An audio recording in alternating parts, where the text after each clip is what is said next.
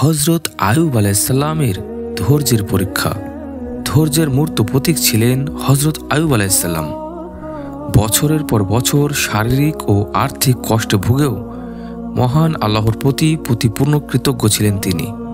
পবিত্র কোরআনে 4টি সূরায় 8টি আয়াতে আয়ুব আলাইসাল্লামের কথা এসেছে।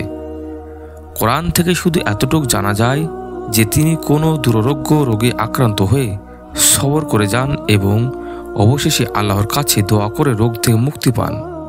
এই অসুস্থতার দিনগুলোতেও তার সন্তান সন্ততি, বন্ধু বান্ধব সবাই উধাও হয়ে গিয়েছিল। এরপর আল্লাহ তাআলা তাকে সুস্থতা দান করেন। মহান আল্লাহ তাকে সন্তান ও সম্পদ দিয়েছিলেন। অসুস্থতার পাশাপাশি সেগুলো ছিনিয়ে নেন। কিন্তু তার স্ত্রী ছিলেন অত্যন্ত স্বামীভক্ত। তিনি সারাক্ষণ তার সেবা করতেন। এমনকি এক পর্যায়ে পরিবারের খরচ মেটাতে তিনি অন্য মানুষের বাসায় কাজ করতেন। অন্যদিকে ধীরে ধীরে রোগ ব্যাধি, দুঃখ কষ্ট বাড়তে থাকে হজরত আয়ুব আলাইসাল্লামের। বিপদ যত বাড়ে তিনি তত বেশি আল্লাহকে ডাকতে থাকেন। যেভাবে শীত যত বাড়ে মানুষ তত বেশি শীত বস্ত্র দিয়ে নিজেকে জড়িয়ে রাখে। আল্লাহর জিকির দিয়ে তিনি তার দেহ ও অন্তর তরতাজা রাখেন। বিপদে ধৈর্য ধারণ এবং আল্লাহর পরীক্ষা হাসি মুখে বরণ করে তিনি সবরকারী ও চমৎকার বান্দা খেতাবে ভূষিত হয়েছেন। তার ধৈর্যের পরম পরাকাষ্ঠা দেখে মহান আল্লাহ বলেন, আমি আল্লাহ তাকে ধৈর্যশীল হিসাবে পেয়েছি। সূরা সদ আয়াত 44।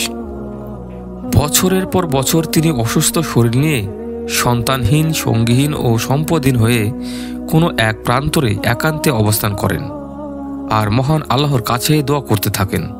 তার দোয়ার ভাষ্য কোরআনে এইভাবে এসেছে, আর স্মরণ করো আয়ুবকে, যখন সে তার রবকে ডেকেছিল ও বলেছিল, আমি তো দুঃখ ও কষ্টে পড়েছি, দুঃখ কষ্ট আমাকে স্পর্শ করেছে, আর আপনি তো সর্বশ্রেষ্ঠ দয়ালু।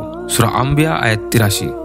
দোয়ার ধরন অত্যন্ত নমনীয় ও মার্জিত, যথাযথ আদব ও শিষ্টাচারপূর্ণ। নেই অভিযোগ, নেই অনুযোগ। কষ্ট আমাকে স্পর্শ করেছে, কঠিন বিপদেও মধুময় আবেদন। আবেদনের ভেতর ভাব আছে, মর্মস্পর্শী আবেগ আছে, আছে কষ্টের কথাও। তবুও কোনো আবদার নেই, চাওয়া পাওয়া নেই। শুধু এই কথা বলে থেমে যাচ্ছেন, আপনি তো সর্বশ্রেষ্ঠ দয়ালু। আল্লাহর বিরুদ্ধে কোনো নালিশ নেই, কোনো জিনিসের দাবি নেই। তাতেই খুশি হয়ে মহান আল্লাহ তার দোয়া কবুল করেন। তার দোয়া কবুল করে আল্লাহ বলেন, আমি তার ডাকে সাড়া দিলাম আর তার যত দুঃখ ও কষ্ট ছিল তা দূর করে দিলাম এবং তার পরিবার পরিজন তাকে দিয়ে দিলাম। তাদের সঙ্গে তাদের মতো আরও দিলাম তা আমার পক্ষ থেকে রহমত এবং ইবাদতকারীদের জন্য উপদেশ স্বরূপ। সূরা আম্বিয়া আয়াত 84।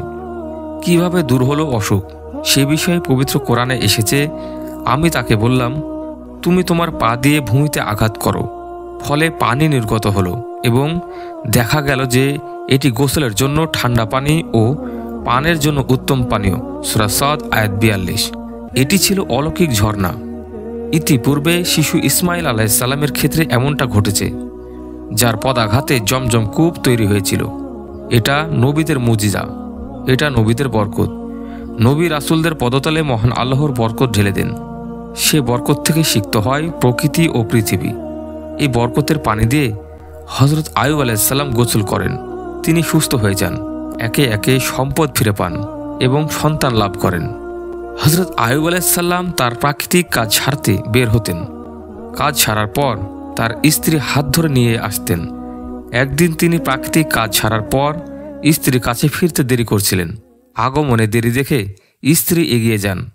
ততক্ষণে অলৌকিক ঝর্ণায় গোসল করে হজরত আয়ুব আলাইসাল্লাম সম্পূর্ণ সুস্থ ও সুন্দর হয়ে যান। তার স্ত্রী তাকে দেখে বলেন, হে মানুষ, আল্লাহ আপনার ওপর বরকত দিন। আপনি কি ওই অসুস্থ নবীকে দেখেছেন? আল্লাহর শপথ, যখন তিনি সুস্থ ছিলেন তখন তিনি আপনার মতোই দেখতে ছিলেন। তখন আয়ুব আলাইসাল্লাম বলেন, আমি সেই ব্যক্তি। হজরত আয়ুব আলাইসাল্লামের 2টি উঠান ছিল, একটি গম শুকানোর, অন্যটি জব শুকানোর। মহান আল্লাহ সেই 2টির ওপর 2 খণ্ড মেঘ পাঠালেন। এক খণ্ড মেঘ এসে সেই গমের উঠানে এমনভাবে স্বর্ণ ফেলল যে সেটি পূর্ণ হয়ে গেল। অন্য মেঘখণ্ডটি এমনভাবে রূপ বর্ষণ করল যে সেটাও পূর্ণ হয়ে গেল। এইভাবে সোনা রূপায় দানায় তিনি প্রচুর সম্পদের মালিক হয়ে যান। হাদিসের বর্ণনা থেকে আরও জানা যায়, আল্লাহর পক্ষ থেকে ঝাঁকে ঝাঁকে স্বর্ণের পঙ্গপাল হজরত আয়ুব আলাইসাল্লামের কাছে আসে। তিনি সেগুলো সংগ্রহ করেন। রাসূল সাল্লাল্লাহু আলাইহি সাল্লাম বলেন, একবার আয়ুব আলাইসাল্লাম কাপড় খুলে অর্থাৎ বাথরুম ছাড়াই খোলা স্থানে গোসল করছিলেন।